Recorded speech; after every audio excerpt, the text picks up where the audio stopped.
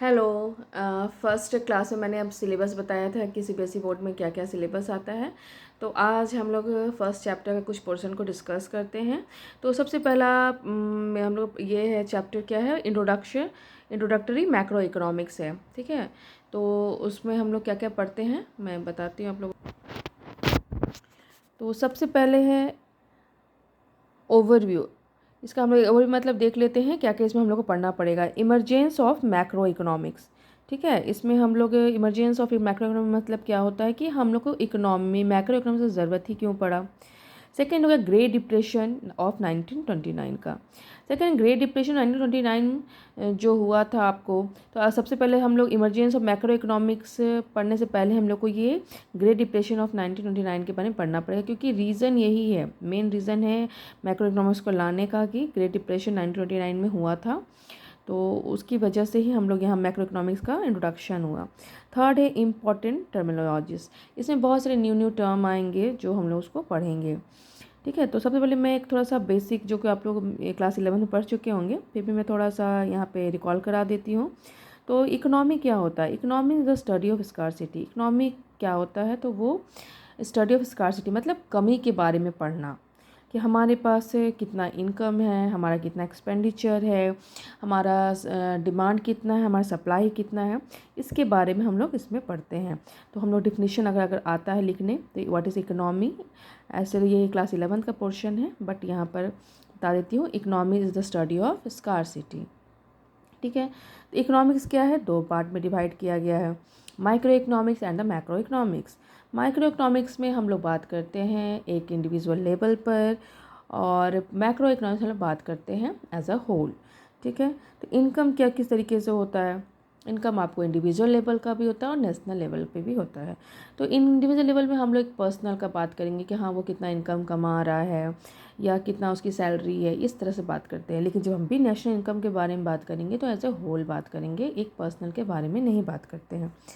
तो चलिए अब हम लोग इसमें सबसे पहले मैक्रो इकोनॉमिक्स क्या होता है, तो इसका डिफिनेशन इधर आपको दिया है। Macro economics is defined as the branch of economics which studies economy issues or economic problems at the level of an economy as a whole. इसका मैंने पहले बताया कि जब भी मैक्रो इकोनॉमिक्स हम लोग पढ़ रहे हैं तो एक पर्सनल लेवल पे नहीं बात करते, हम लोग होल बात करते हैं। ये डिफ़ाइन करता है कि क्या क्या इकोनॉमिक इशू है हमारे कंट्री में, क्या क्या प्रॉब्लम्स आ रहे हैं।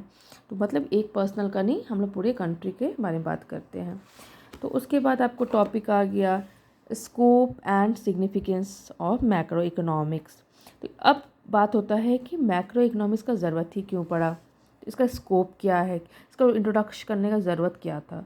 तो सबसे पहला स्कोप है इसका estimation of national income and related aggregates.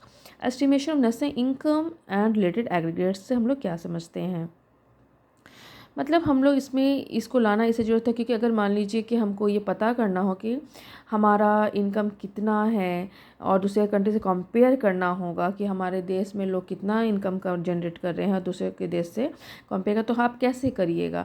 आप क्या पर्सनली किसी किसी घर जा जा के आप वहाँ से पूछिएगा कि आपका कितना इनकम है, डाटा कलेक्ट कीजिएगा? तो इससे ये ईजी नहीं है, इसको कर पाना भी असंभव ही है, क्योंकि इसको करते करते शायद एक तो पॉसिबल भी नहीं और करिएगा तो सालों साल लग जाएंगे।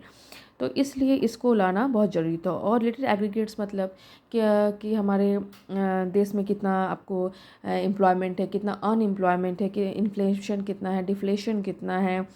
तो ये सब इसके अंदर हम लोग इसलिए ज़रूरी था इसको जानने के लिए आपको इंट्रोड्यूस करना मैक्रो इकोनॉमिक्स को। सेकंड है थ्योरी ऑफ एम्प्लॉयमेंट।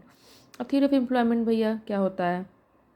तो थ्योरी ऑफ एम्प्लॉयमेंट मतलब कि आप इनकम जनरेट जो हो रहा है वो कहाँ से जनरेट हो रहा है, तो आप कुछ करोगे तभी इनकम जनरेट होगा। तो थ्योरी ऑफ एम्प्लॉयमेंट आप किस तरीके का काम करते हो, आप जॉब करते हो, आप बिजनेस करते हो, या आप सर्विस प्रोवाइड करते हो, किस तरीके से आपको मतलब इनकम जनरेट हो रहा है। तो हम लोग इसके लिए ये ज़रूरी था, इसको एज अ होल हम लोग पढ़ने के लिए ज़रूरी था। उसके बाद थर्ड क्या है, थ्योरी ऑफ मनी। तो मनी के बारे में पढ़ने के लिए भी ये इसका ज़रूरी था मैक्रो इकोनॉमिक्स को लाना। ठीक है, उसके बाद है फोर्थ आपका स्कोप क्या है, theory of general price level. तो जनरल प्राइस लेवल क्या होता है?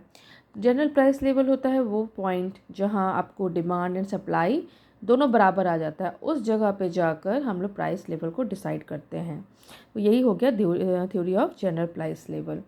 फिर क्या है role of the government, government का रोल क्या है, उसको इसके ऊपर पढ़ते हैं गवर्नमेंट क्या कर रहा है। अगर अनएम्प्लॉयमेंट है तो उसके लिए गवर्नमेंट क्या कर रहा है, पॉवर्टी है तो उसके लिए गवर्नमेंट क्या कर रहे हैं, अगर टेररिस्ट अटैक हो रहा है तो सरकार क्या कर रही है। ये सब हम लोग इसको इंट्रोड्यूस करने मैक्रो इकोनॉमिक्स के अंदर ही पढ़ते हैं। तो रोल ऑफ द गवर्नमेंट के इसके अंदर इसका स्कोप हो जाएगा। उसके बाद 6 पॉइंट है आपको exchange rate and balance of payment. तो इसमें क्या है, एक्सचेंज रेट क्या होता है एंड बैलेंस ऑफ पेमेंट क्या होता है।